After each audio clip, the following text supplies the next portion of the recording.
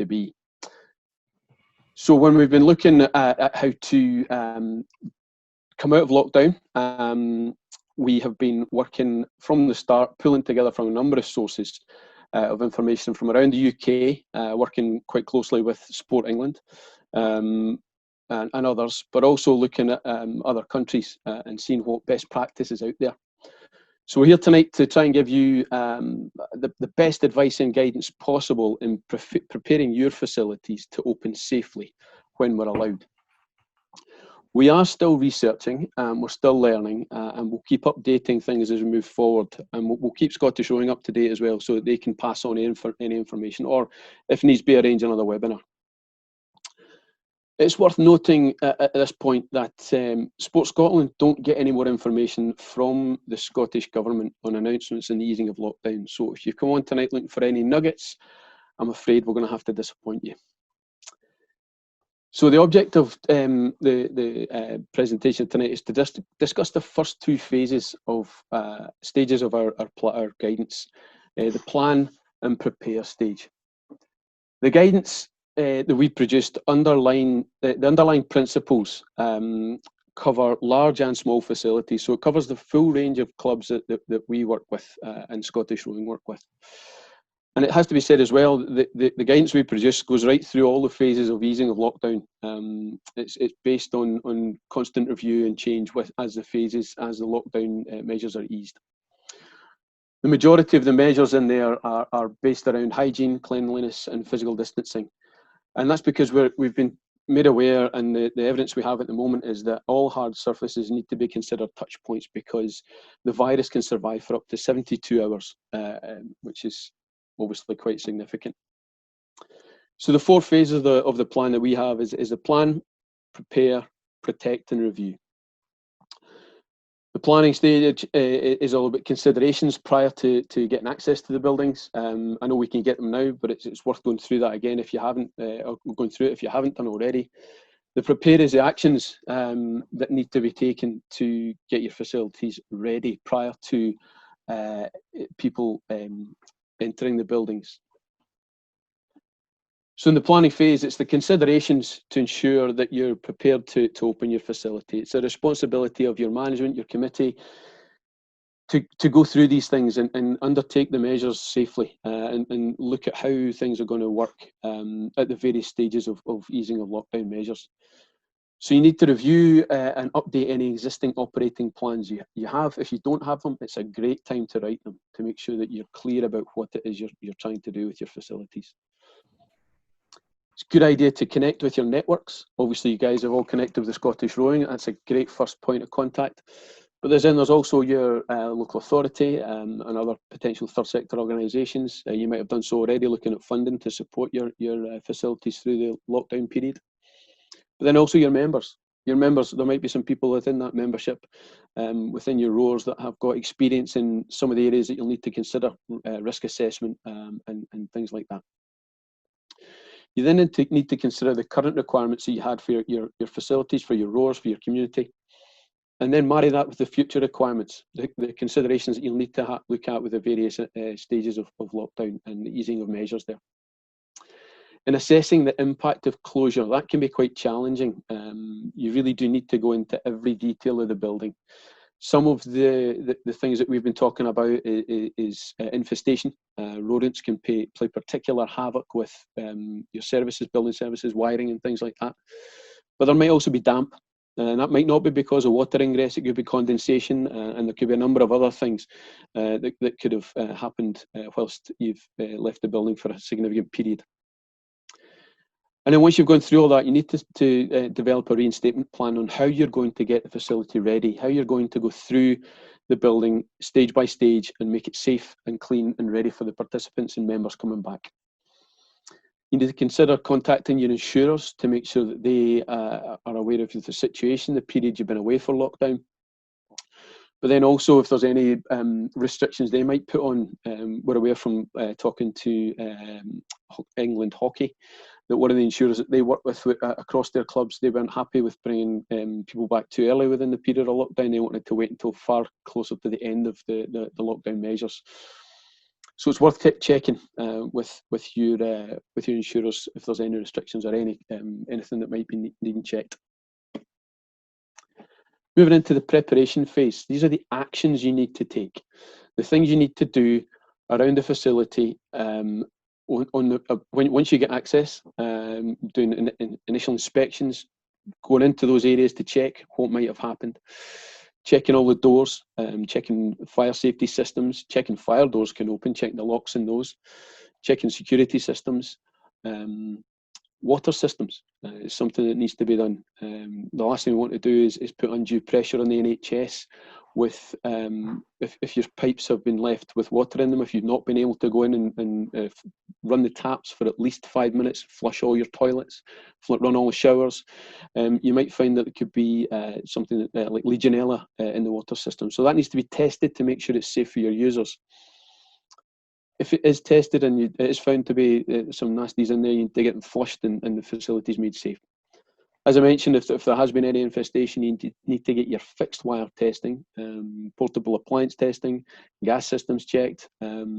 As I said, safety systems. If you've not got any fire alarms, you'll need to get your fire extinguishers checked. Hopefully you've got a regular contract for all of those things. You need to look at the flow around the building. You need to make sure that you can maintain physical distancing. Even if it's just at this stage opening up the toilets or getting access to stores for first aid, or as I'm aware, you guys are doing some single skulls. So you have to make sure that physical distancing measures are in place. If that's a one-way system or a traffic light system, to make sure that there's no dwell time being made of people standing about, passing of people too closely and things like that. As we move into the buildings, we need to make sure that other areas are safe, that they can be managed with physical distancing as well. The size of your changing rooms, the number of toilets, the shower areas will all need to be checked, capacities measured, and determine how many people you can get within the facility at that point.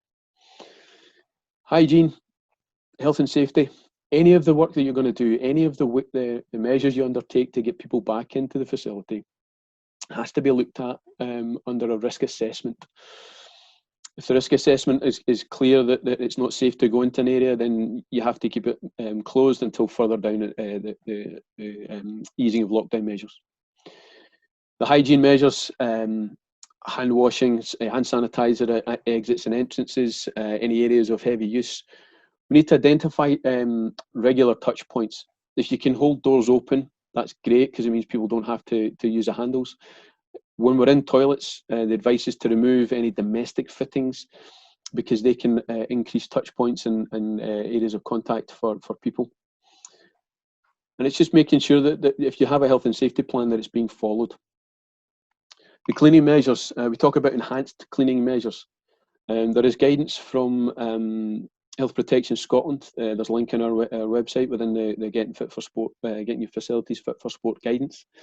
We've also got some resources on our website that indicate some of the enhanced cleaning measures.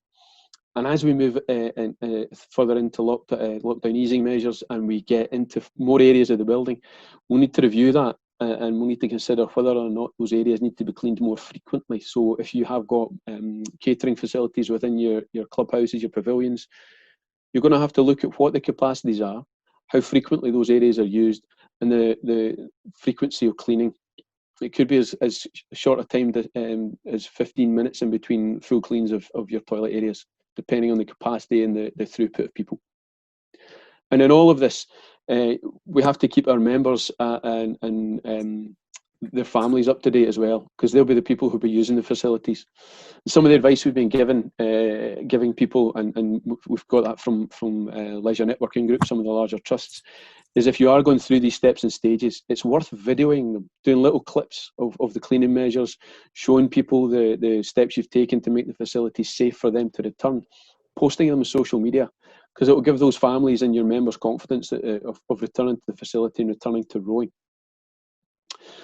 Any hard surfaces and any touch points really do need to be carefully cleaned. The enhanced cleaning, the deep cleaning, the description I was given by a facility manager was it's how your mother used to clean your room. She would strip it down, turn everything over, clean the bottom, clean around the back of it, put it back together, and as everything went in, it was cleaned. So it really is crucial that everything's clean, because once it's in that condition, cleaning it will be much easier, and the areas of high traffic and high touch points need to be cleaned more frequently. The next stages we have within the guidance are the protect and the review phases. The protect phase is once you've got people in the buildings. Now, initially, that's just toilets, and as I'm aware, and I said earlier, it's into stores to take out single skulls, or in family groups if you can.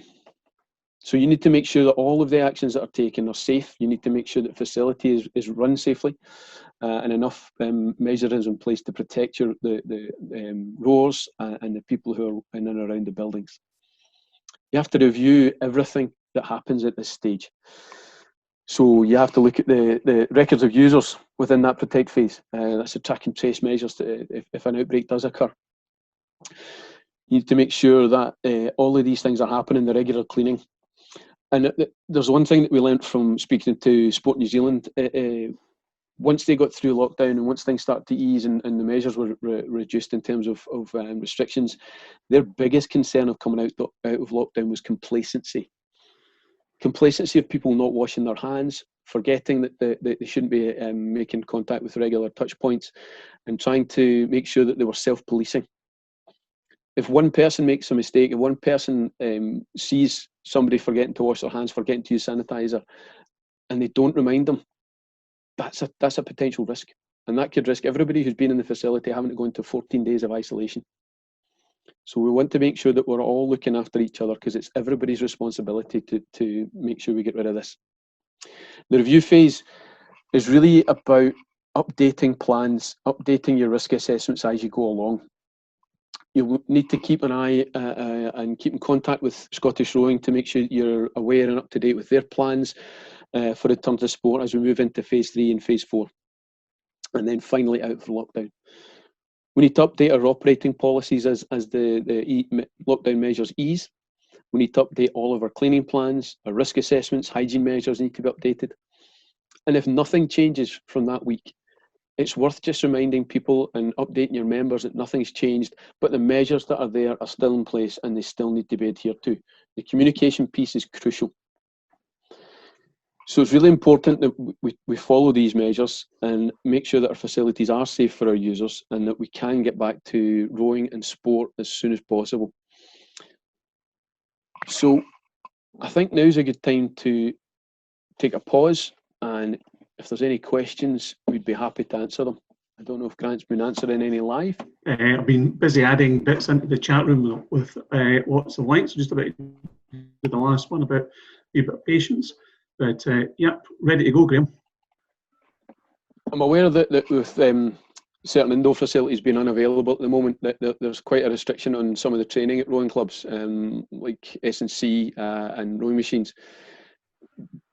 With some of the measures being eased ahead of Scottish Government announcements, we are aware of what's going on there. We know the measures that are in place in terms of the guidelines, and we're working with Scottish Government on that. So when we know how those guidelines will be put together, we will communicate that as soon as possible with Scottish Rowing. We will put it into a set of guidance notes so that you can access your gym facilities for S&C and other fitness activities and physical prep for rowing.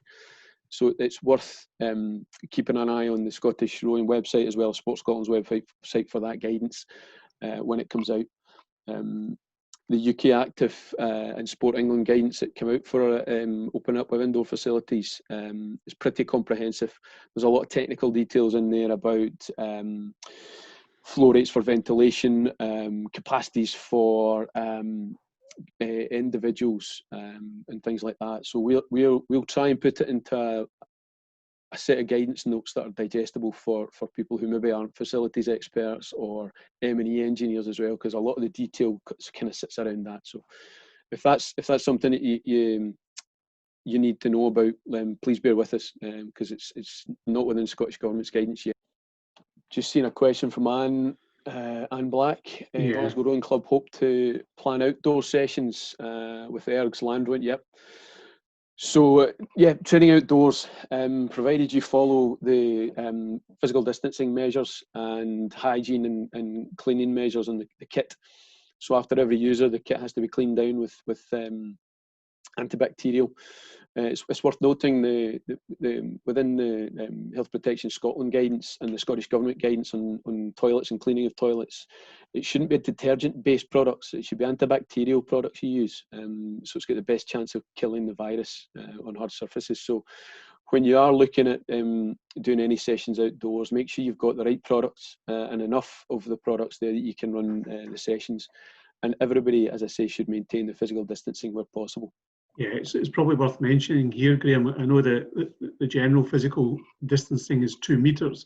There is a wee bit of research that suggests that where people are breathing heavily or exerting themselves, we want to increase that distance. So think about that not only to the front and back of participants, but also side to side. There is a lot of information on Sports Scotland's website about the stuff we've talked about tonight, within our guidance, within the additional resources. I had a meeting earlier today talking about updating our guidance with the current state of restrictions and the easing of restrictions and the potential for the further down the line, so that we can be ready for that phase, hopefully when we get indoors, because I'm aware that is a significant part of physical prep for rowing. So hopefully this has been helpful. Mark, have you got any, unless there's any more questions from the participants, will you get anything else you want to add to that, Mark? I mean, that's it for me, really. Obviously, we have the guidance that we put out, and we keep it as close to Sports Scotland's guidance and the government guidance as possible, including all the links and etc. So yeah, I'll copy the text off of here and I'll forward it on to everybody post this meeting. So it's Harrison Grange. In compliance with the previous question, would you advise keeping land training to small groups of constant members? Yeah, small groups are always advised. Within the Scottish guidance at the moment, I think it's 4 households for adults. It's 15 people from 5 households. 5 households. Thanks, Grant. Yeah. So yeah, you should maintain that with your groups, with the groupings, unless of course it's youths. They're allowed to have large groups. It's up to under 12s, isn't it? Yeah, under 12s. There's no social distance. 12 to 18.